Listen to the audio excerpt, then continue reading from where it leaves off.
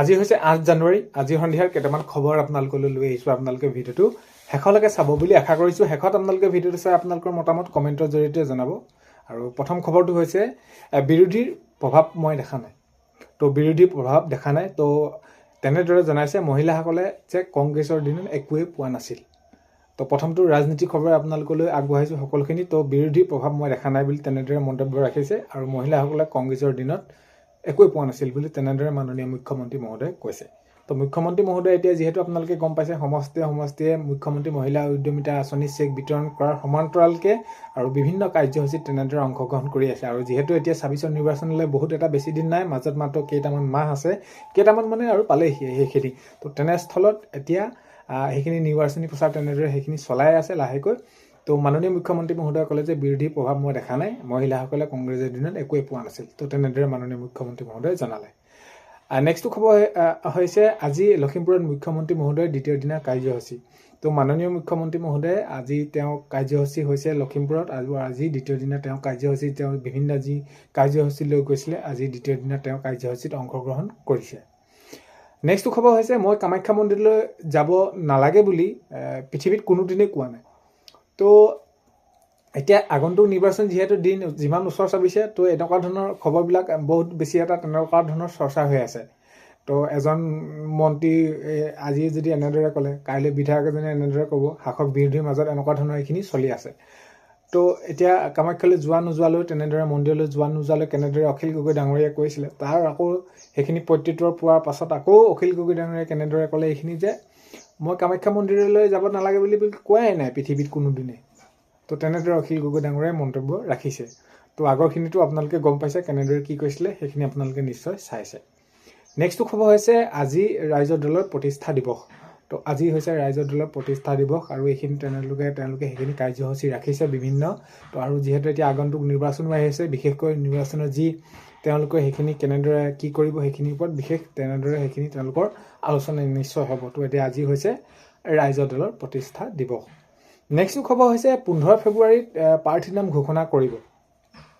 তো 15 ফেব্ৰুৱাৰীতে প্ৰাৰ্থীৰ নাম ঘোষণা কৰিব বুলি তেনেদৰে জনাইছে। আৰু যিহেতু এতিয়া এইখিনি ক্ষেত্ৰত কোনো ধৰণৰ মই হিণ্ট নিদিওঁ, আৰু য'ত যেনেদৰে পোনপটীয়াকৈ ক'ব পাৰি যে কোনজন প্ৰাৰ্থী উঠিব কি, তেনেদৰে মইতো তাত কৈয়ে দিওঁ, এনেদৰে জনাইছে মাননীয় মুখ্যমন্ত্ৰী মহোদয়ে। আৰু 15 ফেব্ৰুৱাৰীতে তেনেদৰে প্ৰাৰ্থী তালিকা ঘোষণা কৰা হ'ব বুলি মাননীয় মুখ্যমন্ত্ৰী মহোদয়ে আজি তেনেদৰে জানিবলৈ দিছে। নেক্সটটো খবৰ হৈছে উচ্চতম ন্যায়ালয়ৰ সন্মুখত বাৰ সন্থাৰ ধৰ্মঘট। তো তেওঁলোকে সেইখিনি ধৰ্মঘট ৰাখিছে। তো উচ্চতম ন্যায়ালয়ৰ সন্মুখত তেওঁলোকে বাৰ সন্থাই ধৰ্মঘট কৰিছে যে তেওঁলোকৰ ন্যায়ালয়ৰ স্থানান্তৰক লৈ পিনি তেওঁলোকে তেনেদৰে সেইখিনি ধৰ্মঘট কৰি জনাই আছে তেওঁলোকে সেইখিনি মানি ল'ব পৰা নাই। তো উচ্চতম ন্যায়ালয়ৰ সন্মুখত বাৰ সন্থাই ধৰ্মঘট জনাইছে যে তেওঁলোকৰ যি উচ্চতম ন্যায়ালয় সেইখিনি স্থানান্তৰ কৰাক লৈ তেওঁলোকে সেইখিনি আজি ধৰ্মঘট আকৌ তেনেদৰে সেইখিনি কৰা দেখা গৈছে। নেক্সটটো খবৰ হৈছে জেৰেঙা পথাৰত ভূ মাফিয়াৰ দপদপনি। তো যিমানে যেনেদৰে নহওক এইখিনি ক্ষেত্ৰত যদি আমি দেখা যাওঁ, প্ৰত্যেকটো ক্ষেত্ৰতে এইখিনি কেনেদৰে সজাগ হৈ আছে বা চৰকাৰে কেনেধৰণে কাম কৰিছে, ইয়াৰ সমান্তৰালকৈ যদি আপোনালোকে চাই যে এতিয়া জেৰেঙা পথাৰত ভূ মাফিয়াৰ এটা দপদপনি চলিছে, তেওঁলোকে সেইখিনি মাটি কটা তাত তেনেদৰে দেখা গৈছে। নেক্সটটো খবৰ হৈছে ৰাইজৰ পদূলিত ৰাইজৰ কংগ্ৰেছক নাটক আখ্যা কেন্দ্ৰীয় মন্ত্ৰী পবিত্ৰ মাৰ্ঘেৰিটা। তো ৰাইজৰ পদূলিত ৰাইজৰ কংগ্ৰেছক সেইখিনি নাটক আখ্যা কেন্দ্ৰীয় মন্ত্ৰী পবিত্ৰ মাৰ্ঘেৰিটাৰ। তো পবিত্ৰ মাৰ্ঘেৰিটা ডাঙৰীয়াই তেনেদৰে জনাইছে যে ৰাইজৰ পদূলিত ৰাইজৰ কংগ্ৰেছক তো নাটক আখ্যা দিছে তেনেদৰে কেন্দ্ৰীয় মন্ত্ৰী পবিত্ৰ মাৰ্ঘেৰিটাই। নেক্সটটো খবৰ হৈছে অখিল গগৈ কোনো স্থিতি নাই। তো অখিল গগৈ ডাঙৰীয়া কোনো ধৰণৰ স্থিতি নাই বুলি তেনেদৰে জনাইছে। তো এই মন্তব্য ৰাখিছে কেন্দ্ৰীয় মন্ত্ৰী পবিত্ৰ মাৰ্ঘেৰিটাই। তো পবিত্ৰ মাৰ্ঘেৰিটাই তেনেদৰে জনাইছে যে অখিল গগৈ কোনো ধৰণৰ স্থিতি নাই বুলি তেনেদৰে সেইখিনি জনাইছে। নেক্সটটো খবৰ হৈছে এইবাৰ বিশ্ববাসীৰ সন্মুখত জিলিকিব বড়ো জনগোষ্ঠীৰ বাগৰুম্বা। তো এতিয়া যিহেতু আপোনালোকে গম পায় বিহু, ঝুমুৰ, আৰু এইবাৰ এইখিনি পাছত বিহু আৰু ঝুমুৰৰ পাছত এতিয়া এইবাৰ বিশ্ববাসীৰ সন্মুখত জিলিকিব বড়ো জনগোষ্ঠীৰ বাগৰুম্বা। তো বাগৰুম্বাৰ বাবে সেইখিনি সকলোখিনি তেনেদৰে সাজু কৰি আছে। আৰু যিহেতু প্ৰধানমন্ত্ৰী ডাঙৰীয়া আহিব আৰু তাতে সেইখিনি তেওঁলোকে পৰিৱেশন কৰিব। এইবাৰ বিশ্ববাসীৰ সন্মুখত জিলিকি উঠিব বড়ো জনগোষ্ঠীৰ বাগৰুম্বা। নেক্সট খবৰ হৈছে পশ্চিম কাৰ্বি আলঙৰ খেৰণীত কাৰ্বি সাংহাৰী আমেই সংগঠনৰ জনসভা। তো হয়, পশ্চিম কাৰ্বি আংলঙৰ খেৰণীত কাৰ্বি সাংহাৰী আমেই সংগঠনৰ জনসভা। তেওঁলোকে সেইখিনি জনসভা ৰাখিছে আৰু তেওঁলোকৰ যিখিনি কেনেদৰে কি কৰিব পাৰি আৰু সেইখিনি তেওঁলোকৰ সাংসাৰিক ক্ষেত্ৰত কেনেকুৱা ধৰণৰ কি হ'ল প্ৰক্ৰিয়াখিনি এইখিনি ক্ষেত্ৰত তেওঁলোকে জনসভা ৰাখিছে। নেক্সট খবৰ হৈছে লোকপিয়লে অসমীয়াৰ বাবে আৰু দুৰ্ভাগ্য বাতৰি কঢ়িয়াই আনিব। তো এতিয়া যদি আকৌ লোকপিয়ল কৰা যায় বা তেনেদৰে কৰে তো তেনে সেইখিনি খবৰে আকৌ অসমীয়াৰ বাবে দুৰ্ভাগ্য বাতৰি কঢ়িয়াই আনিব বুলি মাননীয় মুখ্যমন্ত্ৰী মহোদয়ে তেনেদৰে কৈছে। তো যেতিয়া যিটো যেনেকুৱা ধৰণৰ স্থিতি হৈ আছে বা পৰিস্থিতি হৈ আছে এইখিনি ক্ষেত্ৰত মিয়া আগ্ৰাসন লৈ বা কিমান শতাংশ বিৰোধী তেনেদৰে সেইখিনি মিয়া প্ৰভাৱ পৰিছে। তো এইখিনি যদি আকৌ আমি লোকপিয়ল কৰিবলৈ যাওঁ তেতিয়া আমাৰ কি হ'ব দুৰ্ভাগ্য বাতৰি কঢ়িয়াই আনিব বুলি তেনেদৰে সেইখিনি জনাইছে। নেক্সট খবৰ হৈছে অসমত বিৰোধীয়ে নাই।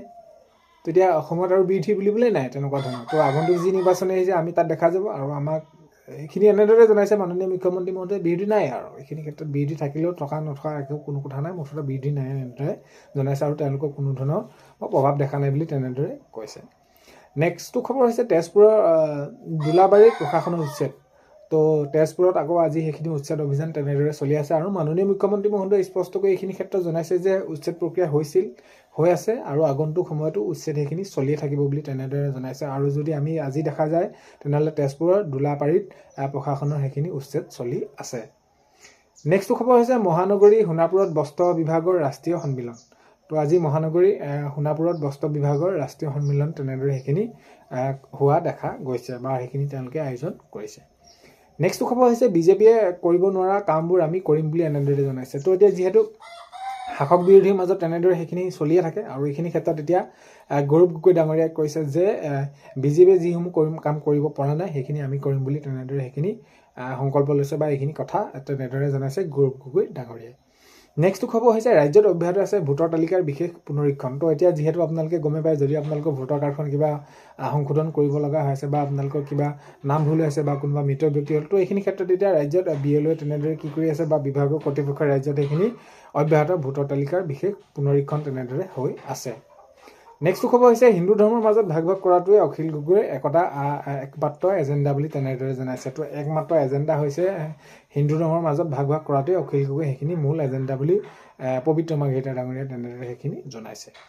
তো নেক্সট খবৰ হৈছে লখিমপুৰৰ মানৱ ডেকাৰ প্ৰাৰ্থিত্ব ঘোষণা কৰিলে মুখ্যমন্ত্ৰী মহোদয়ে। তো এতিয়া মাননীয় মুখ্যমন্ত্ৰী মহোদয়ে যি তেনেদৰে সেইখিনি জনাইছে যে 15 ফেব্ৰুৱাৰীত প্ৰাৰ্থী তালিকা তেনেদৰে ঘোষণা কৰা হ'ব, কিন্তু য'ত স্পষ্টকৈ ক'ব পাৰি যে কোন উঠিব কোন নাই উঠা। তো তেনেকুৱা ধৰণৰ ক্ষেত্ৰত লখিমপুৰত মানৱ ডেকাৰ প্ৰাৰ্থিত্ব ঘোষণা কৰিলে মাননীয় মুখ্যমন্ত্ৰী মহোদয়ে। আৰু মই কোনো ধৰণৰ সেইখিনি হিন্টছ নিদিওঁ বা তেনেকুৱা ধৰণৰ নহয়। তো মোক যিটো সমষ্টিত যেনেদৰে ক'ব পাৰি আমি কৈয়ে দিওঁ বুলি তেনেদৰে মাননীয় মুখ্যমন্ত্ৰী মহোদয়ে জনাইছে। নেক্সট খবৰ হৈছে অখিল গগৈ ডাঙৰীয়া এজন ভাল এণ্টাৰটেইনাৰ বুলি তেনেদৰে জনাইছে। তো অখিল গগৈ ডাঙৰীয়া এজন ভাল এণ্টাৰটেইনাৰ বুলি মাননীয় মুখ্যমন্ত্ৰী মহোদয়ে তেনেদৰে সেইখিনি জানিবলৈ দিছে। নেক্সট খবৰ হৈছে অসমত কংগ্ৰেছৰ প্ৰাসংগিকতা নাই।